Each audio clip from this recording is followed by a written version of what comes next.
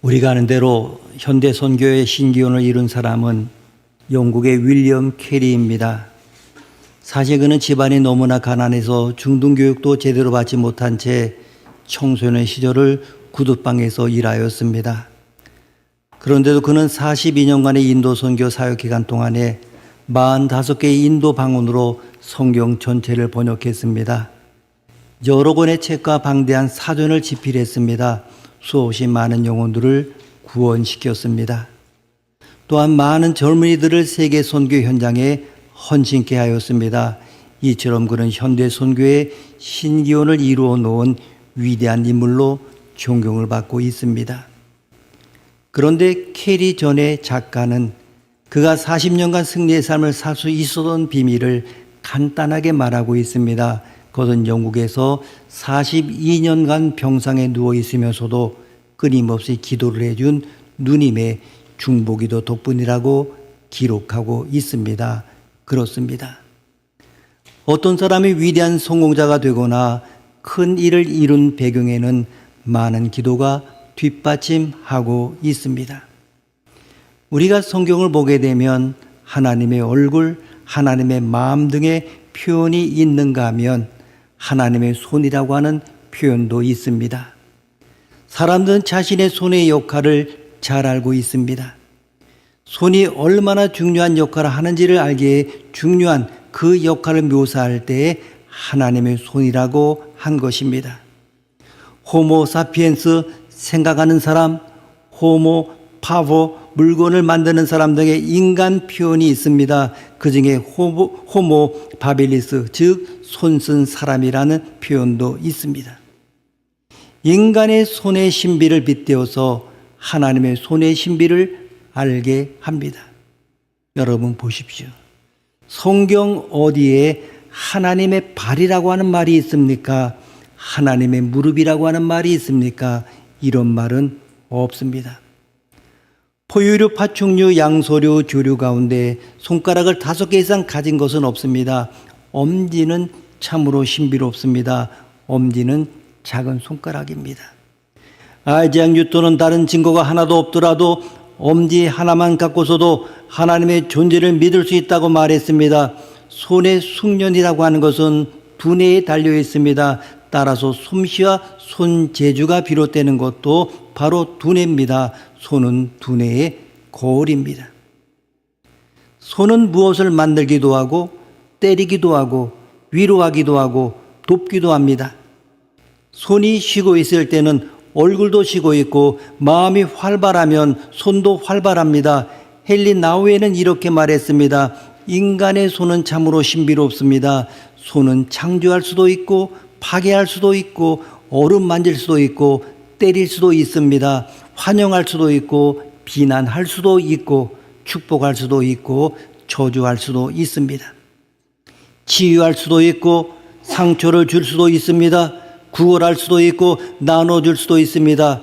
손은 안정과 보호의 상징이 되기도 하고 협박하는 주먹이 되기도 합니다. 손은 가장 두려운 것일 수도 있고 그리고 또한 가장 갈망하는 것일 수도 있습니다. 인간의 손이 이런데 하물며 하나님의 손은 어떠하겠습니까? 사람의 손이 이렇게 능하다고 입에 침이 마르지 않는데 이것을 지으신 것이 하나님의 손입니다.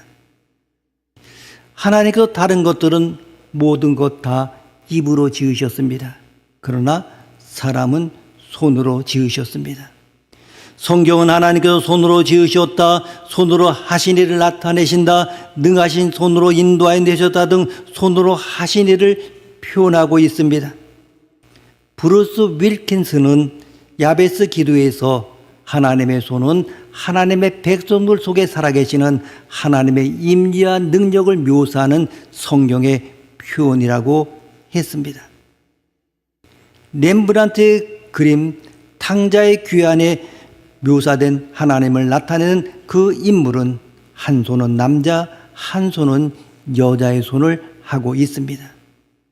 하나님의 한 손에는 진노, 다른 한 손에는 축복을 쥐고 계십니다. 하나님의 손은 애굽에는 진노, 이스라엘에는 축복을 내리시는 손입니다. 이 사도행전 12장에 등장한 헤롯, 예수님이 탄생할 때의 그 헤롯이 아니라 헤롯 아그리파 1세입니다.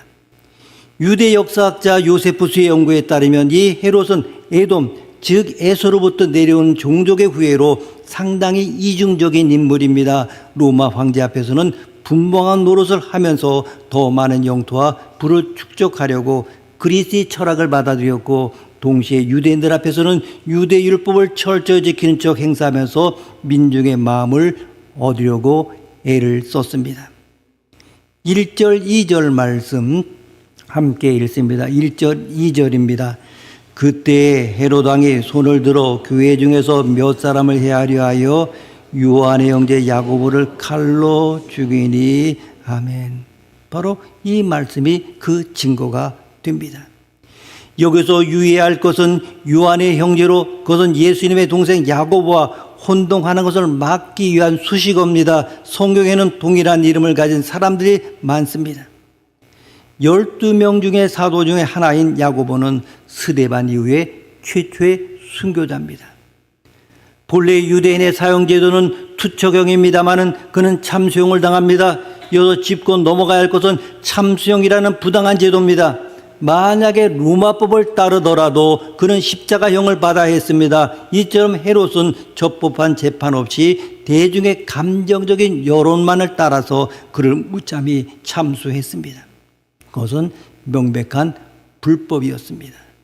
그럼에도 유대인이 이 사실에 기뻐하자 헤롯은 베드로까지 잡아들입니다. 헤롯의 이런 행동은 진리와 상관없이 감정의 기복에 따라 움직이는 여론을 따라서 갈팡질팡하는 오늘날 위정자의 모습과 닮아 있습니다. 각처에 흩어져진 유대인들이 무교절을 맞아서 예루살렘에 모였습니다. 시기적으로 이때는 헤롯이 백성의 마음을 살 수 있는 절호의 기회입니다. 이 선거를 앞둔 정치인을 보게 되면 명절을 이용해서 민심을 사려고 하는 것과 다를 바가 없는 상황입니다. 헤롯은 백성들이 흩어지기 전에 베드로를 옥에 가둡니다. 게다가 베드로의 감시를 군사 4배에 맡깁니다. 한 사람을 지키기 위하여 하루 16명을 동원한 것입니다. 요세푸스 기록에 의하면 베드로의 발에 쇠고랑으로 묶고 그 쇠고랑 끝에 로마 병사의 몸에 묶고 앞뒤로 보초를 세워서 지키게 했다고 합니다. 베드로는 이미 2번이나 옥에 갇혔었고 그때마다 기적적인 하나님의 은혜로 석방이 되었습니다. 이에 불안한 헤롯은 이번에도 그런 일이 벌어질까 봐 철저하게 베드로를 결박한 것입니다. 베드로가 투옥된 이 안토니우스 병영은 헤롯 궁의 서쪽에 있는 특수 감옥이고 그때까지 누구도 빠져나가지 못한 그러한 밀실입니다. 국가적으로 위험한 인물만을 수용하는 그러한 곳에 베드로를 가둔 것입니다. 그럼에도 헤롯은 베드로가 탈출할까 봐 두려워했습니다. 이제 내일이면 베드로는 야고보처럼 사형을 당할 것입니다. 5절 말씀 함께 읽습니다. 5절입니다. 예, 베드로는 옥에 갇혔고 교회는 그를 위하여 간절히 하나님께 기도하더라. 아멘. 헤롯 왕은 교회를 핍박했습니다마는 그러나 교회는 하나님께 간절히 기도했다, 이렇게 강조하고 있습니다. 여기서 간절이라고 하는 말은 매우 힘있는 어휘입니다. 이 단어는 예수님께서 겟세마네 동산에서 땀방울이 핏방울이 되기까지 간절히 기도하셨을 때 사용된 용어입니다. 강렬한 기도, 강도 높은 기도, 강청하는 기도를 말합니다. 7절 말씀 함께 읽습니다. 7절입니다. 호련히 주의 사자가 나타나매 옥중의 광채가 빛나며 또 베드로의 옆구리를 쳐 깨워 이르되 급히 일어나라 하니 쇠사슬이 그 손에서 벗어지더라. 아멘. 이 7절 말씀은 호련이라고 하는 단어로 시작하고 있습니다. 이것을 영어 성경에서는 behold, 보라로 되어 있습니다. 헤롯이 로마 정부와 손을 잡고 유대의 여론을 등에 업어서 이제 하나님의 사람 베드로를 삼엄한 감옥에 가둬 사슬로 결박했습니다마는 이제부터 벌어질 어마어마한 일을 보라는 뜻입니다. 이 보라는 우리가 생각하는 한계의 상황에서 전혀 예측할 수 없는 일이 벌어질 것이라고 하는 예언의 뜻입니다.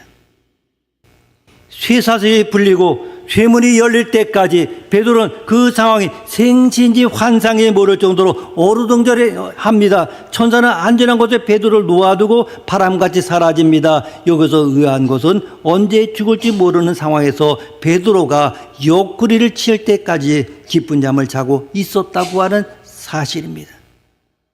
많은 신학자와 저술가는 그의 믿음이 훌륭해서 하나님만 의지할 수 있기 때문에 베드로가 숙면할 수 있다고 이렇게 말합니다. 하지만 극한 상황에서 잠들었다는 단서만으로 대단한 믿음을 끌어내기에는 어딘가 모르게 미심쩍은 면이 있습니다. 이런 경우에는 전체 문맥을 통하여 살펴보아야 합니다. 과연 베드로가 하나님의 신뢰에 맞지 않아서 그렇게 깊이 잠을 잘 수 있었던 것입니까?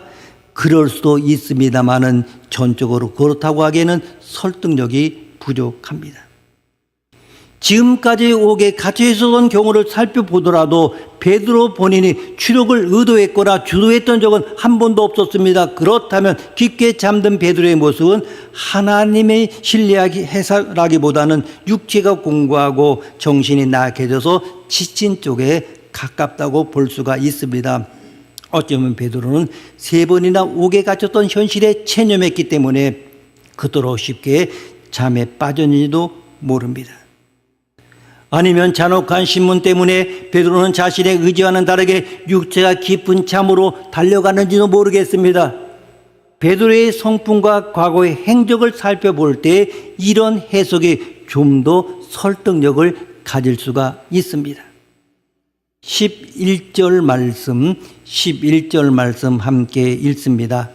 이에 베드로가 정신이 들어 이르되 내가 이제야 참으로 주께서 그의 천사를 보내어 나를 헤롯의 손과 유대 백성의 모든 기대에서 벗어나게 하신 줄을 알겠노라 하여 아멘.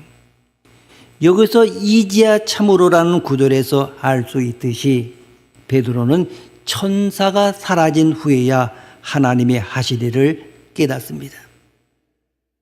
추록오기 전에 베드로가 하나님을 신뢰했기 때문에 잠들었다는 해석이 옳지 않음은 이 부분을 통하여 알 수가 있습니다. 베드로의 추록은 베드로의 의지가 아니라 철저한 하나님의 주도로 이루어졌습니다. 그럼 여기서 우리가 한 가지 질문을 던져야 됩니다. 하나님이 왜 베드로를 구하셨습니까? 우리가 상식적으로 생각한다고 하면 하나님께서 사랑하셨기 때문이라 이렇게 할 수 있습니다. 하나님의 백성이 고난 가운데 놓였을 때 하나님의 백성을 사랑하셨기 때문에 그곳에서 구해내신 것입니다. 우리가 흑암의 절망에 놓여 있고 구렁텅이에 던져짐을 당할지라도 하나님은 불가능의 벽을 허물고 우리를 건지십니다. 왜? 그것은 우리를 사랑하시기 때문입니다. 하지만 하나님이 베드로를 건지신 데에는 사랑 말고 또 다른 이유가 있습니다. 그 이유를 찾기 위해서 우선 야곱의 죽음을 살펴봅니다. 자, 보십시오.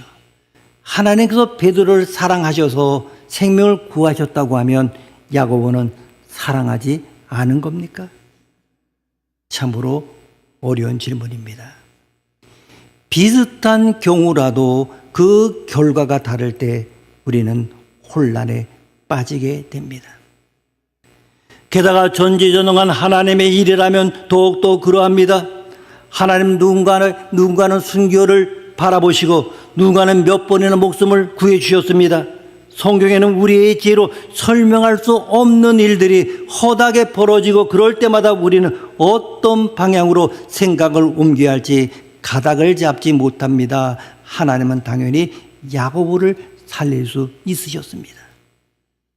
하지만 사람의 힘으로 도저히 구할 수 없어서 베드로는 천사까지 동원해서 구원해 주셨는데 야고보는 살리지 않으셨습니다. 초대교회의 첫 순교자로 야고보를 택하셨기 때문입니다. 야고보의 생명을 거둬가신 것, 베드로를 3번이나 구한 것, 그 모든 일에는 하나님의 뜻이 담겨 있습니다. 비슷한 상황에서 전혀 다른 일이 벌어지는 것 또한 하나님만의 지혜에서 비롯되는 것입니다. 삶이 축복이고 죽음이 고통이라는 생각은 세상의 기준에서 나온 것입니다. 영적인 기준으로 볼 때 삶과 죽음의 갈림길은 철저히 하나님의 손에 붙들린 것입니다. 우리가 이 땅에 남아있는 이유는 크게 두 가지입니다. 하나는 아직 하나님 나라로 들어갈 실력이 안 되기 때문이고, 다른 하나는 우리를 통하여 하나님이 하실 일이 남아있기 때문입니다. 야고보를 데려가신 것은 그를 통해 이루실 일을 완성하기 위해서고, 베드로를 구한 것 또한 그를 통하여 이루실 하나님의 사명이 있기 때문입니다. 이 예를 돕기 위해서 사극을 예로 들어보면 괴수를 실은 달구지를 포졸들이 끌고 갑니다. 포졸들은 강한 햇빛 아래에 달구지와 창을 끌고 먼지를 뒤집어 쓴 채 고갯길과 황토길을 힘들게 걸어갑니다. 반면에 죄수는 목에 칼을 쓰고 있습니다마는 평안하게 앉아서 실려갑니다. 여기서 죄수의 평안함이 행복이고 포졸의 불편함은 불행입니까? 물론 표면적인 그 모습을 통해 평안함이 행복이고 불편함이 불행이라고 우리가 말할 수 있습니다. 좀 더 먼 미래를 볼 때 곧 죽을 죄수가 불행하고 그나마 목숨을 유지하는 포졸은 행복하다고 할 수가 있습니다. 앞서 말한 두 기준은 세상적인 것입니다. 하지만 하나님의 시선은 다릅니다.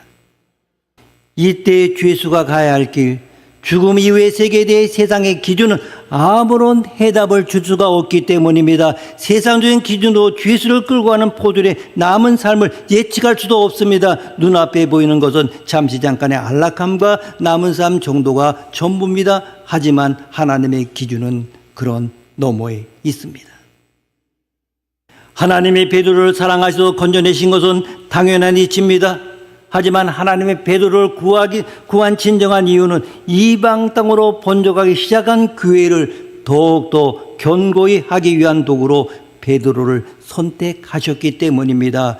베드로가 살 수밖에 없는 이유는 이 땅에서 해야 할 일이 남아있기 때문입니다. 우리가 이 땅에 있는 두 가지 이유를 명심해야 합니다. 하나는 더 빚어지고 더 깎이고 다듬어져야 할 성숙의 과제가 있기 때문입니다.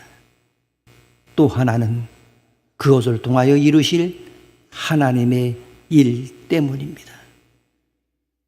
그 임무를 충실히 해낸 사람은 나이와 형편에 상관없이 하나님이 부르십니다. 바울은 내가 그리스도와 합하여 하나님 품에 거하는 것이 좋으나 아직 이 땅에 해야 할 일이 남았기에 부득불 머물기를 원한다고 했습니다. 이처럼 우리 그리스도인들은 생사의 구분을 초월해야 합니다. 살아서 할 일이 있고 죽어서 부름받아 갖고 오시는 존재가 우리 그리스도인이기 때문입니다. 우리의 삶과 죽음의 문제를 넘어 현재의 신앙을 키워나가야 합니다. 표면적으로 본다고 하면 이 예루살렘 교회는 위기에 처해 있습니다. 야고보가 죽었습니다. 베드로마저 옥에 갇혀서 죽음을 기다리고 있습니다. 존재하느냐 사라지느냐 하는 절체절명의 위기 가운데 예루살렘 교인이 할 수 있는 일이 무엇입니까? 간절히 기도하는 것 외에는 없습니다. 오늘날 한국교회가 위기를 찾아온다고 하면 우리가 할 일 또한 기도할 뿐입니다. 하지만 우리에겐 웬만해서는 절체절명의 위기가 찾아올 기미는 보이지 않습니다. 그런 이유로 말씀을 듣는 시간, 성경 공부하는 시간 어떻습니까? 점점 줄어들고 있습니다. 거기다가 기도하는 시간은 더 줄어들고 있습니다. 위기가 없기 때문에 기도하지 않는 것인지, 간절히 기도하지 않기 때문에 애초에 위기가 찾아오지 않는 것인지, 그 전후가 불분명할 정도로 평온하고 배부른 신앙생활을 할 수 있는 환경이 우리에게 찾아왔습니다. 교회와 성도의 삶 속에서 예루살렘 교인과 같은 절박성이 사라지고 있습니다. 이것은 대단한 영적인 손실입니다. 1907년 평양에서 시작된 한국교회는 기도하는 자리에 있었습니다. 그러나 지금은 모든 것이 넉넉해졌고 절박한 일들이 점점 줄어들면서 더 이상 기도하지 않습니다. 한국교회가 회복해야 할 과제가 있다면 그것은 바로 기도입니다. 영적인 굶주림, 애통하는 기도, 간절한 기도를 되찾아야 됩니다. 고난이 사라졌기 때문에 간절한 기도가 사라졌다고 하는 것은 참으로 아이러니합니다. 그것은 고난이 닥쳐야 간절한 기도가 따라온다는 말과도 같은 이치이기 때문입니다. 일제강점기, 한국 전쟁과 같은 역사의 고통에는 울부짖는 기도가 있었습니다. 그 모든 것이 다 지나고 난 지금은 어떻습니까? 기도하지 않습니다.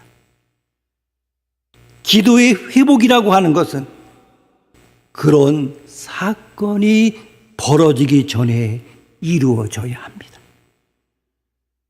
동난을 겪으면서는 부르짖음의 기도가 있었습니다.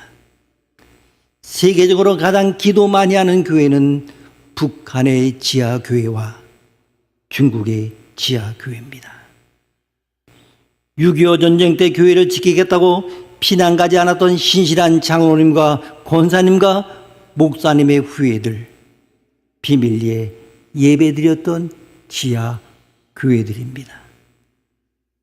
북한을 자주 드나들고 고위직 인사도 대면하는 유명한 인사의 증언에 의하면 지금도 북한에서는 예배를 드리다가 적발돼서 고문 끝에 사형을 당하는 순교자들이 있다고 합니다.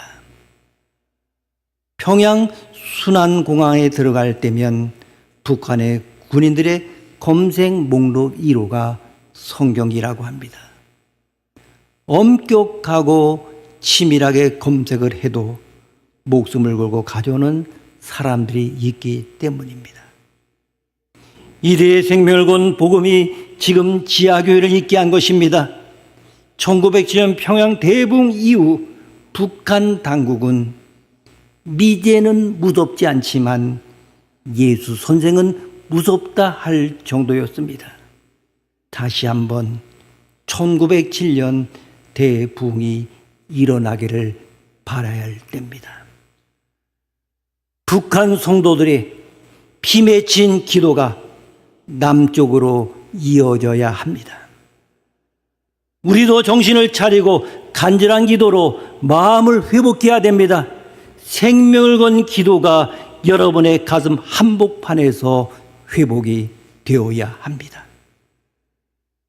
12절 말씀, 12절 말씀 함께 읽습니다. 깨닫고 마가라는 요한의 어머니 마리아의 집에 가니 여러 사람이 거기에 모여 기도하고 있더라. 아멘. 이것은 조금 엉뚱한 번역입니다. 원래는 아주 많은 사람이 모여 기도하고 있더라로 이렇게 번역되어야 합니다. 여러 사람과 아주 많은 사람은 강조점이 다릅니다. 아주 많은 사람이 고난의 때를 기도로 돌파했다고 하는 것은 오늘날 교회가 되새겨야 할 부분입니다. 그들이 기도할 때 베드로가 기도에 처서로 와서 문을 두드렸습니다. 로데라고 하는 처녀아이가 베드로의 음성인 줄 알고 너무 기뻐서 문도 열지 않은 채 안으로 들어갔습니다. 베드로가 지금 대문 밖에 와 있습니다. 이렇게 말하는 사람들은 로데에게 미쳤다고 합니다. 놀라운 것, 기도가 실제로 이루어졌음에도 그 사실을 믿지 못하는 사람들입니다. 그리고 더 놀라운 것이 무엇입니까? 그런 사람들임을 알고 있음에도 기도에 응답하시는 하나님입니다. 우리가 기도한다고 해서 하나님 무조건 응답하는 것은 아닙니다. 하지만 이런 미미하고 엉터리 같은 기도라도 그것을 들으시는 하나님은 그 기도의 근거와 목적에 귀를 기울이십니다. 어떤 작은 소리를 할지라도 우리가 기도하면 하나님은 들으시고 하나님의 뜻대로 그 일을 행하십니다. 베드로의 추록을 위하여 기도하면서 그 일이 이루어질 것이라고 믿지 못했던 사람들처럼 우리 또한 지금의 기도가 이루어지지 않을 것이라고 생각하고 있는지도 모릅니다. 그럼에도 그 기도를 들으시고 행하시는 이가 하나님이시기 때문에 우리는 기도할 뿐입니다. 기도하면 하나님이 움직이십니다. 기도하면 천사도 움직입니다. 기도하면 모든 상황이 축복이 될 수 있습니다. 우리가 비록 그 기적을 보지 못하고 죽는다 할지라도 훗날 그 사건에 대하여 이해하게 될 것입니다. 기도하시기 바랍니다. 합심해서 기도하십시오. 하나님의 기적이 여러분의 생애에 나타나기 원합니다. 기도하시겠습니다. 하나님 아버지, 여기 모인 자들에게 어떤 위기와 어떤 역경이 있는 줄 저희는 잘 모르지만 하나님께서는 잘 아시는 줄 믿습니다. 기도하게 하여 주옵소서. 응답되게 하여 주옵소서.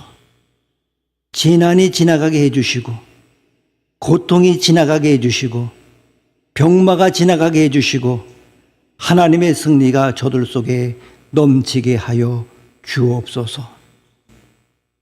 존귀하신 예수님의 이름으로 기도드립니다.